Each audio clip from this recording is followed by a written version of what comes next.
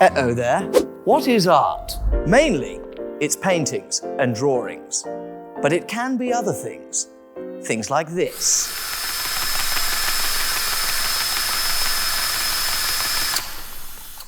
I'm Tobias Ballon. This is my gallery. Welcome to my private view.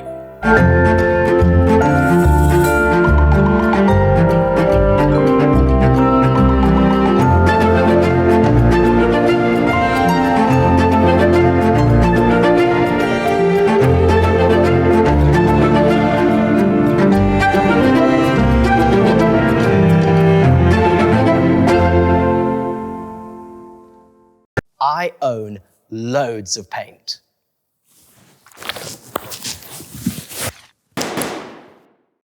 And what I also own is an eye for talent. Before I turned 30, I'd never had an orgasm, but the last few years have been absolutely banging. But how did you unstop your orgasmic blockage? I hear you cry. Well, first, I had to find out what one actually was, or rather, what one felt like.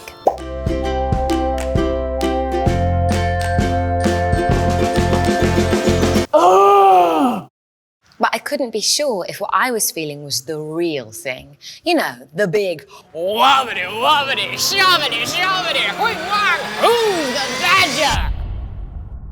So I started doing some research at comedy gigs, on stage dressed as a sperm. We all saw that coming. My fear that my partner wouldn't come because I wasn't coming had come to become such a barrier against me ever coming that I just decided to become come. People told me that having an orgasm felt like eating 8 mangoes at once, or like a unicorn riding across your entire body as you explode in fireworks of joy. So when my boyfriend asked me what it's felt like in the past when I've had pleasure, I told him, well, you know when you're at the arcade and you've got the fruit machine to one side and Daytona, let's go away to the left, but you're in the center on that claw machine and it's trying to pick up one of those slippery Beanie Baby bears, but it's struggling to get a grip on. It's just roaming around in the bear pit, flailing about, and you're putting in 20p after 20p after 20p after 20p after 20p after 20p, and suddenly it gains a grip, and it's holding the slippery Beanie Baby bear ever so lightly. But there's a tension as it rises higher and higher, up towards that tiny shaft at the top where it's going to deliver the slippery Beanie Baby bear right into your open palms. But you're not thinking about that. You're not thinking about anything other than really getting yours. So you're both hyper alert at the same time as being totally at one with the moment. I imagine it much like a blind skier. And just as that tiny slippery Beanie Baby bear is about to touch your open palms, the whole arcade dematerializes in a burst of sweet, sharp pleasure pain, and you turn over onto your back and you just say, lovely. And when he heard that description, my boyfriend said to me, I think that's an orgasm. And I said, no, that's just something I do on my own in private that doesn't resemble any representation of an orgasm I've ever seen. And he said, still, sounds like an orgasm to me. And I said, no, you don't understand. I've told everybody that I know over years that I can't come, including my dad. And he said, still, just let go of that limiting story about yourself and explore and expand on the pleasure you already obviously have. I said, don't try and mansplain my orgasmic blockage to me. I'd be a feminist icon if my Insta stories weren't so sporadic. And all the women I know think I'm really brave for all my honesty about not being able to orgasm. One even cried, which looking back was quite patronizing, but I don't need you coming in here with your big mouth telling me that actually I'm fine. There's nothing wrong with my body. There never has been. We all just need a better vocabulary of expressing female pleasure, and well done to me for taking the first steps. He said, do you need a little bowl of cereal?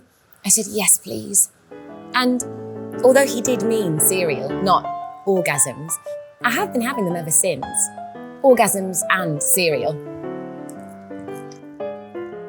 I like them both very much.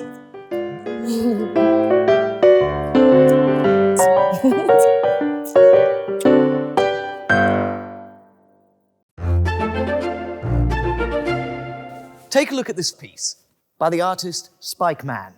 Note the subtle, delicate brushstrokes that allow the clouds to almost bounce off the canvas towards you. The piece, entitled shut up and fuck off and die was in fact one of Spike's last.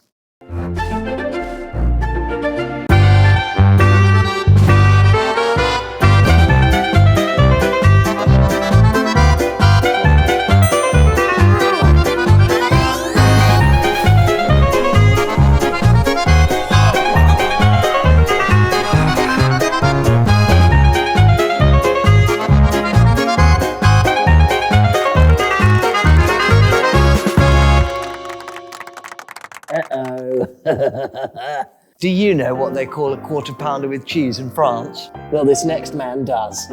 He's an artist that won't move one bushel for the British metropolitan elite. And if you didn't understand that, you're clearly an imperialist pig crying into your yard of ale. This is Stanley Metric.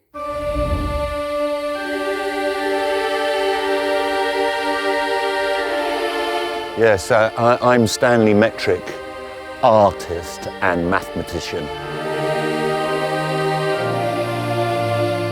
The male members of my family are all artists and stuntmen. I just love measuring. Artists that have inspired me, well, Evel Knievel in lots of ways. It was his intention to jump over 25 cars, and I consider that not only a stunt, but a work of art. The stunt I'm attempting today, it's a piece, it's a sculpture, it's a poem. It's a very tiny bit of music. It's basically a world record attempt at putting on my head 20 retractable tape measures, extending them to 8 meters, and then releasing them all at once. Obviously, Guinness is here to record the event. Hi there. I'm Thomas Preckham. I'm the Guinness officiant for this world record attempt. He's saying it's art. If this is art, then I'm sober. Yeah, I've spoken to him. Yes. Fine, they're all out. Look. I mean, very officious, I have to say. He needs to have all 20 tape measures must be fully withdrawn to 8 meters. I will be checking that myself. That's 8. That's 8. 8. He's thorough, there's no doubt about that. It's outside the tolerance. Do you want your clip on? Yes, please. Go get it then. Do I know Stanley? He emails a lot, the office, certainly. This is the first time I've actually come out to see one of his attempts. Meaning? Oh, there's all sorts of meaning. I mean, this piece of stick here, look, oh my gosh, I'm gonna have to get another tape measure, excuse me.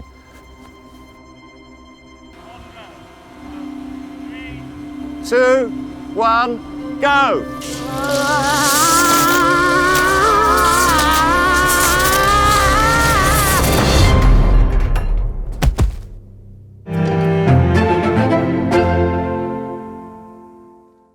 And now I'm joined by the man himself. Stanley Metric, how the hell are you? Stanley, your life, your art, how did it all happen?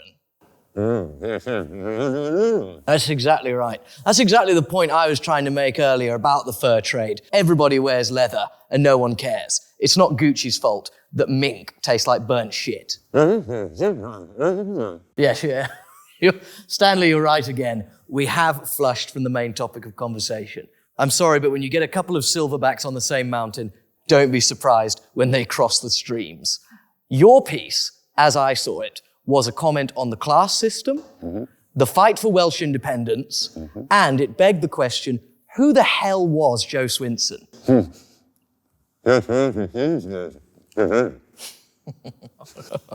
Stanley, would you care to tell us about some of your future projects?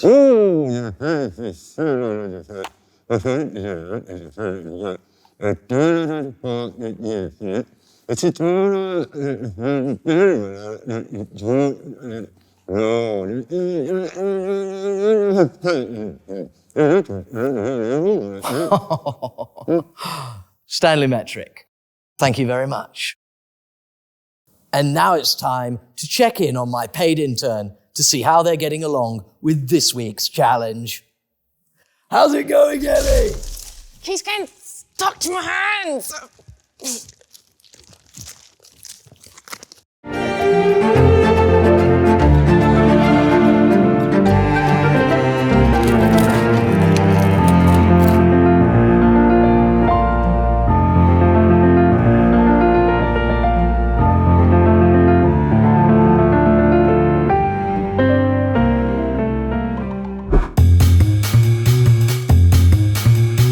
I knew Black Lives Matter was a big deal when my girlfriend started being nice to me. Like, she finds it very uncomfortable talking about everything that's going on. So she bakes instead. She used to bake before, but now she bakes for Black Lives. It's great. I've never eaten so well. She didn't go on any of the protests. Instead, she decided to send a message to all the racist cops by coming off Instagram for the day. I don't know if the racist cops got her message. I don't know if they went on Instagram that day and went, hey, where's all the photos of avocado on toast gone? And had a sudden realization, are we the bad guys?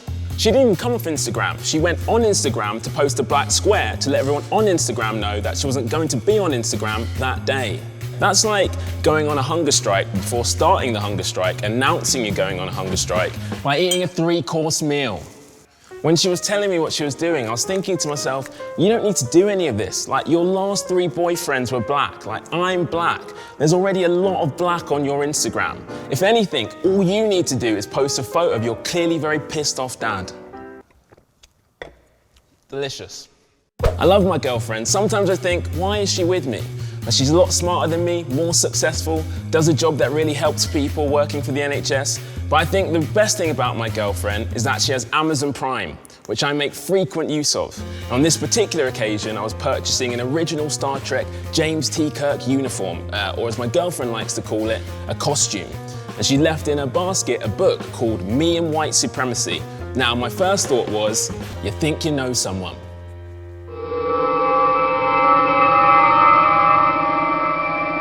Sure, I'm not the most observant person. Sometimes I don't notice straight away when she's dyed her hair 2 shades lighter. But a Nazi? I don't know how I missed that. Why is your girlfriend shouting white power? Forgot her birthday? Turns out it wasn't a laugh out loud memoir about the author's love affair with the white supremacist. It's just a book helping people to understand their privilege, which I'll be honest, was disappointing because I already told a lot of people I was having occasional sex with a member of the KKK.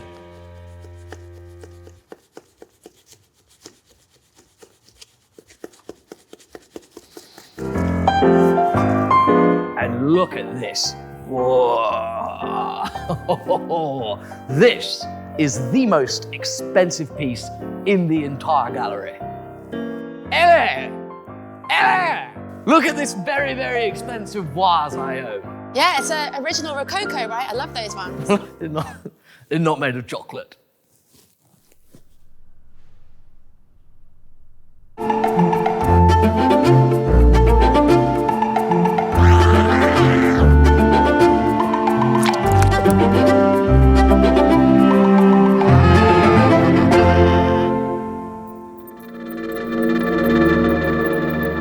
Just take a look at this delightful installation piece by the artist Martin Soan, entitled Like the Fish We Must Learn to Love to Drink Piss.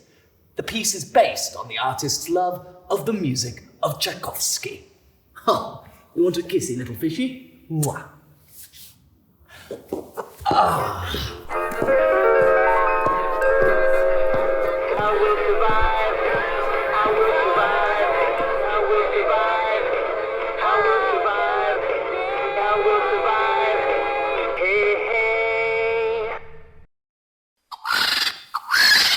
And there it is, the vulture's cry, which means, of course, that the weekly challenge is over. To recap, the intern was set the task of encapsulating the theme of fear through the medium of papier-mâché. And reveal.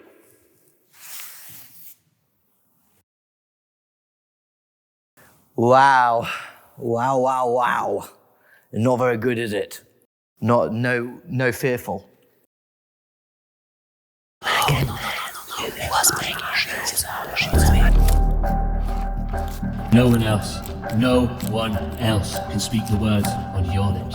Drench yourself in words unspoken. Live your life with arms wide open. Today is where your book begins.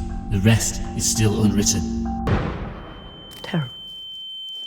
Terrible. Terrible craftsmanship. I would unplug that, please. It's not plugged in. Then I want that covered, smothered, and burned. Well, there we have it. For those of you that have understood and appreciated what you've seen tonight, congratulations. To the rest of you, I'm afraid, like Icarus, you have soared too close to the mighty Sol, and all of this culture has burnt your ketamine-riddled bladder brains to dust. I'm Tobias Ballon. This is art. You're welcome.